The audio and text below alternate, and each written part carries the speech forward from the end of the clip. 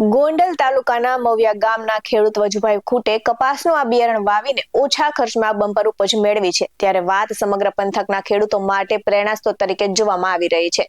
તેમના ખેતરમાં ઉભા કપાસને જોઈને સ્પષ્ટ થાય છે કે ખેતીમાં નવી પદ્ધતિઓ અપનાવવાથી મોટો લાભ મેળવી શકાય છે। ત્યારે વિગતે જાણીએ આ અહેવાલમાં। નમસ્કાર દર્શક મિત્રો, BS9 TV ન્યૂઝમાં આપની સાથે હું છું નેહા પટેલ। રાજકોટ જિલ્લાના ગોંડલ તાલુકાના મવિયા ગામ એક એવા પ્રગતિશીલ ખેડૂતની ખેતી ચર્ચાનું કેન્દ્ર બની છે જેમણે આ વર્ષે કપાસનું બમ્પર ઉત્પાદન મેળવી સમગ્ર પંથકના ખેડૂતો માટે પ્રેરણાદાયી ઉદાહરણ પૂરું પાડ્યું છે। તો વાત છે મવિયા ગામના ખેડૂત વજુભાઈ ખૂંટની કે જેમના ખેતરમાં વવાયેલ કપાસ કમોસમી વરસાદ અને માવઠા વચ્ચે પણ અડીખમ ઉભો રહ્યો છે। તો ખેતરની મુલાકાત દરમિયાન જોવા મળ્યું છે કે આજુબાજુના ખેતરોમાં કપાસ મોટા પ્રમાણમાં સુકાઈ ગયો છે ત્યારે વજુભાઈના ખેતરમાં કપાસ લીલોછમ અને ગ્રીન સ્થિતિમાં જોવા મળી રહ્યો છે।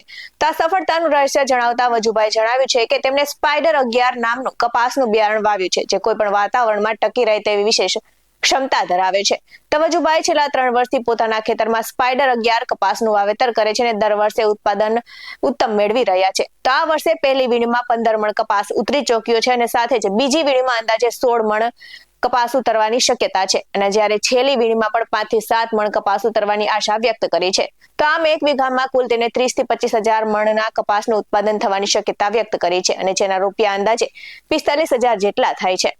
તો ખાસ વાત તો એ છે કે આ કપાસના બિયારણની ખેતીના પાયાના ખાતર તથા દવાઓમાં વિશેષ ખર્ચ કરવો પડતો નથી અને માત્ર 10 જેટલા દવાના છંટકાવથી જ ઉત્તમ પરિણામ મળ્યું છે। તો કમોસમી વરસાદથી અન્ય પાકોમાં અને અન્ય જાતોના કપાસને ભારે નુકસાન થયું છે ત્યારે વજુભાઈના ખેતરમાં હજી પણ જીંડવાની સંખ્યા વધુ જોવા મળી રહી છે અને પિયત ચાલુ હોવાથી અંતિમ વીણી પણ લાભદાયી રહેશે તેવી સંભાવના છે। તો મવિયા ગામના વજુભાઈ ખૂટ જેવા પ્રયત્નશીલ ખેડૂત પાસેથી અન્ય ખેડૂતોએ પણ ઘણું શીખવા જેવું છે અને જો ખેડૂતો આ પદ્ધતિ અપનાવે અને ખેતી કરે અથવા તેમની ખેતી જોવા માટે મુલાકાત લે તો નિશ્ચિત રીતે કપાસનું સારું ઉત્પાદન મેળવી શકે છે તેવું તેમનું કહેવું છે। આ સાથે જ સાંભળીએ ખેડૂત પાસેથી વધુ વિગતે। નમસ્કાર મિત્રો, હું BS9 TV માંથી આપણે અહીંયા રાજકોટ જિલ્લાના ગોંડલ તાલુકાના મવિયા ગામમાં અહીંયા પહોંચી ગયા છીએ અને અહીંયા એક પ્રગતિશીલ ખેડૂત છે જેમનું નામ છે વજુભાઈ ખૂટ। અને મિત્રો, આ વખતે જ્યારે કમોસમી વરસાદ પડ્યો ત્યારે ખૂબ જ એની માઠી અસર પાકોમાં જોવા મળી હતી।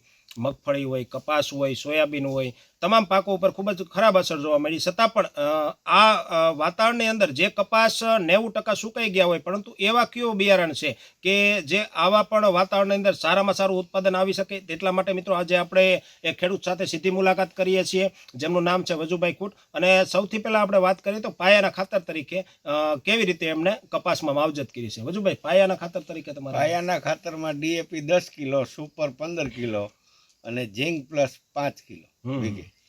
મિત્રો, આવી જ રીતે જોયું વજુભાઈ જે ખેડૂત છે આપણી ચેનલમાં જોડાણા છે। અને બીજો આપણે અમને પ્રશ્ન પૂછીએ કે ફાલ અવસ્થાએ તમે કઈ કઈ કાળજી ફાલ રાખી? અવસ્થાએ જીવન અને સ્પીડ મેં નાખ્યું હતું। જીવનના 100 ગ્રામના 10 પંપ અને સ્પીડ 30 ml।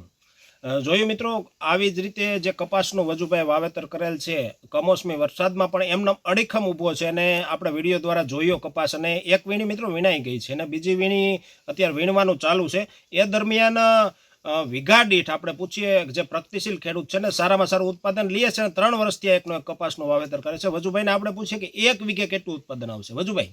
એક વીઘે 40 મણની આસપાસ છે, 35 થી 40 મણ। મિત્રો, જોયું કે એક વીઘે આ વખતે જ્યારે ખેડૂતો કહેતા હોય ને કે 20 મણ કપાસ થાય કે 25 મણ કપાસ થાય તેના બદલે એક વીઘે 40 મણનું બમ્પર ઉત્પાદન વજુભાઈ જે મવિયા ગામના ખેડૂત છે, પ્રગતિશીલ ખેડૂત છે, એમને આવે એવી શક્યતા છે। અને વજુભાઈને આપણે બીજો મિત્રો પ્રશ્ન પૂછીએ કે છાણિયા ખાતર અને રાસાયણિક ખાતર વચ્ચે તો શું તફાવત છે? છાણિયું ખાતર મેં નાખ્યું નથી 12 વર્ષ થયા અને સતત હું કપાસ વાવું છું। મેં નાઇટ્રોજનનો આમાં ઉપયોગ વધારે કરું છું। મિત્રો, જોયું કે છાણિયું ખાતર જોકે આપણે પ્રાકૃતિક ખેતી માટે જરૂરી છે છાણિયું ખાતર, પરંતુ રાસાયણિક ખાતર જો છાણિયું ખાતર મળતું નથી એ ખેડૂતો નથી નાખી શકતા, પરંતુ રાસાયણિક ખાતરથી અને સતત કપાસનું વાવેતર કરે છે, પાકની ફેરબદલી નથી છતાંય સારામાં સારું ઉત્પાદન મળે છે વજુભાઈને।